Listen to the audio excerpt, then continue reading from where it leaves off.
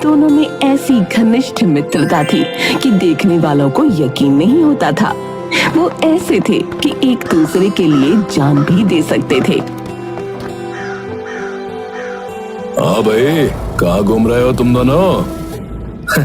आपको क्यों जलन हो रही है मुखिया जी? अरे मुझे क्यों जलन होगी भला? जलन तो होगी, आपका ऐसा कोई दोस्त जो नहीं है। बड़ा घमंड है ना तुम दोनों को अपनी दोस्ती का। कहीं ऐसा ना हो कि ये दोस्ती टूट जाए। ए मुखिया, अब मैं रहकर बात कर, समझा? फालतू में हमारी दोस्ती को नजर मत लगा। लेकिन नजर तो लग चुकी थी। कुछ समय बाद ऋषभ को शहर जाना पड़ा क्योंकि उसका पूरा परिवार शहर शिफ्ट हो गया था। ऋषभ के गांव छोड़कर जाते समय पवन से इतनी हिम्मत भी नहीं हुई कि वो उसे रेलवे स्टेशन तक छोड़ने जा सके। चल पवन, चल रहा है स्टेशन? नहीं यार, मैं वहां नहीं आऊंगा। मैं तुझे जाते हुए नहीं देख सकता रे। तुम मुझे यहीं से बाय बोल दे। अब ठीक है, सच कहूं तो मेरा तो जाने का मन ही नहीं कर रहा है, पर क्या करूं, शायद किस्मत यही है। आखिरकार दोनों बिछड़ गए। ऋषभ चला गया और पवन गांव में अकेला रह गया। समय गुजरा और पवन की भी शादी हो गई। उसने मीरा नाम की लड़की से शादी की, जिससे उसे यश नाम का एक बेटा हुआ। अब पवन मजदूरी करके अपना घर चलाता था। वो एक छोटे से कच्चे घर में रहता था। माँ, आज खाने में क्या बना रही हो? आज तो तेरे लिए खास चीज बनी है, आलू की सूखी सब्जी और रोटी। अरे वाह, भोला भंडारी की कृपा से आज तो खूब दावत होगी। हर हर महादेव। अरे भोले के भक्त, अब तक तो तुम्हारी दावत दूध रोटी से ही होती थी रे। और नहीं तो क्या, जब देखो सिर्फ हर हर महादेव। अरे महादेव ने खुद मेहनत का संदेश दिया है, लेकिन कुछ लोग तो बस नारे लगाना जानते हैं, कमाना नहीं। अरे भाग्यवान, तुम ही तो मेरी अर्धांगिनी हो। तो मैं मेहनत ना करूंगा तो कौन करेगा? देखो, आज दिन भर मजदूरी करके थोड़ा ज्यादा कमाऊंगा, फिर शिवरात्रि पर बढ़िया सा प्रसाद चढ़ाएंगे। सच पापा, इस बार तो भोलेनाथ को खूब सारा गुड़ और भांग का प्रसाद चढ़ाएंगे। अरे भोलेनाथ के भगत, इस बार तो पूरे गांव को देखकर जलन हो जाएगी कि गरीब का बेटा भी शिव भक्त है। हाँ। पवन ने जल्दी जल्दी रोटी खत्म की, फिर अपने पुराने गमछे से हाथ पोंछे और मीरा से विदा लेकर घर से निकल पड़ा। रास्ते में धूल भरी पगडंडी पर चलते हुए वो सोच रहा था कि कैसे इस बार शिवरात्रि पर कुछ अच्छा कर सके। तभी सामने से मुखिया जी आते दिखे, जो हमेशा उसे नीचा दिखाने का कोई न कोई बहाना ढूंढते रहते थे।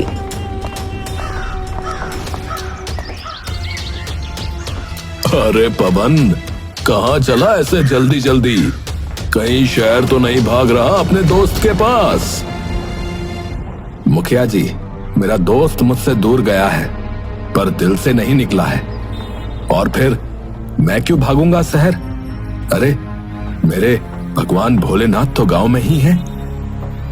भोलेनाथ की तो बहुत भक्ति करता है रे तू, लेकिन क्या फायदा, तेरे भोलेनाथ ने भी तेरी हालत नहीं सुधारी और ना ही तेरा दोस्त लौटा।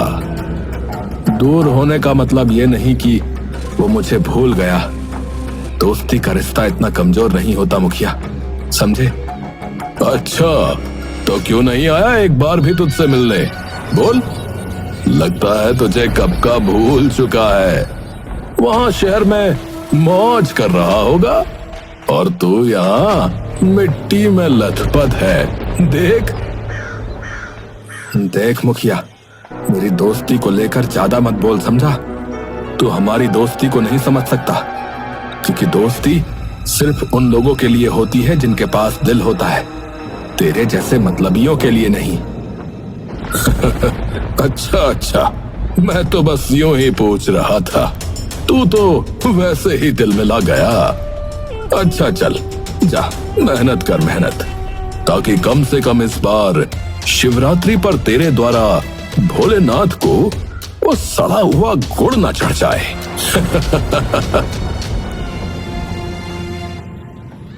मुखिया की बातें सुनकर पवन का खून खौल उठा, लेकिन उसने खुद को संभाला और बिना जवाब दिए आगे बढ़ गया।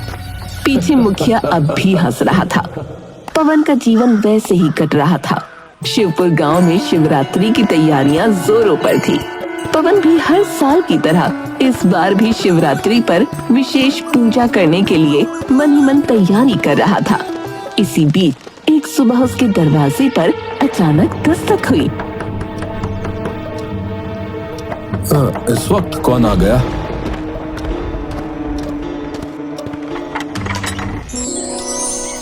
दरवाजा खोलते ही उसकी आंखें फटी की फटी रह गईं। सामने ऋषभ खड़ा था। कुछ पल के लिए पवन को विश्वास ही नहीं हुआ। वो दरवाजा वापस बंद करने लगा। अबे क्या कर रहा है पवन? मुझे अंदर आने को नहीं कहेगा? पवन जैसे किसी सपने से जागा और ऋषभ को गले से लगा लिया। उसकी आंखें खुशी से छलछला उठी। अरे तू सचमुच आ गया?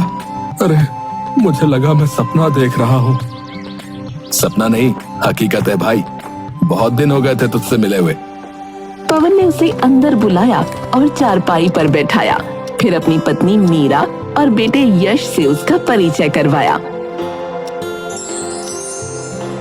बहुत सुना है आपके बारे में, आज देख भी लिया। पवन तो दिन रात आपकी बातें करते हैं। हाँ चाचू, पापा कहते हैं कि आप उनके सबसे अच्छे दोस्त हैं। और मैं भी कहता हूँ कि पवन मेरा सबसे अच्छा दोस्त है। परिवार से मिलकर ऋषभ बहुत खुश हुआ, लेकिन पवन के घर की हालत देखकर उसके दिल को गहरा धक्का लगा। अच्छा ये बता, तू क्या कर रहा है आजकल?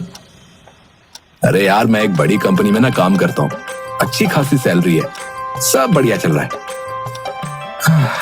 जय हो भोलेनाथ, मेरा दोस्त तो बड़ा आदमी बन गया। मुझे तुझ पर गर्व है भाई। पवन तो दोस्त की तरक्की की बात सुनकर खुश था, लेकिन ऋषभ का मन भारी हो गया।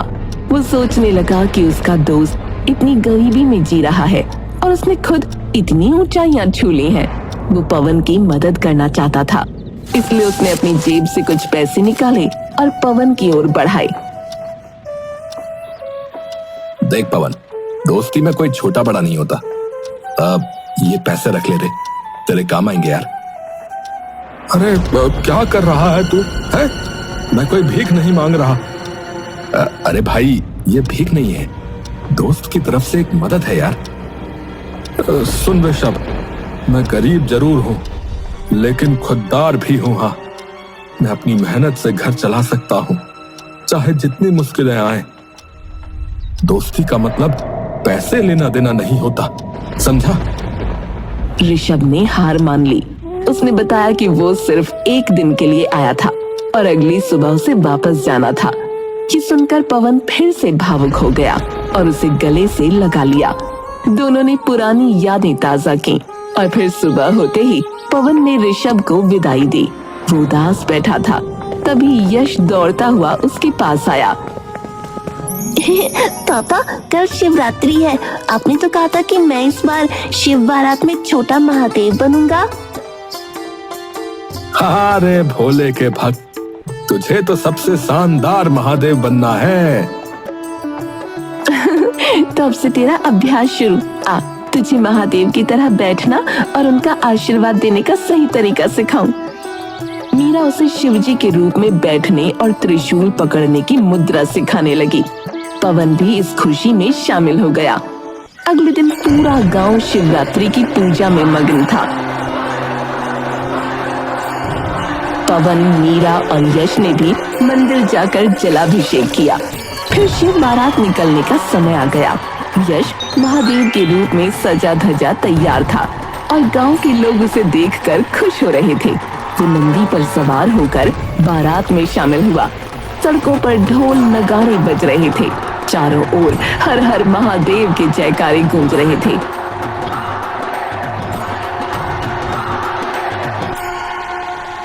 तुम्हारा यश कितना प्यारा लग रहा है। सच में एकदम महादेव का स्वरूप। बारात धूमधाम से निकली और सकुशल संपन्न हो गई। लेकिन जब यश लौटा तो उसके हाथ में कई उपहार और काफी सारे पैसे थे।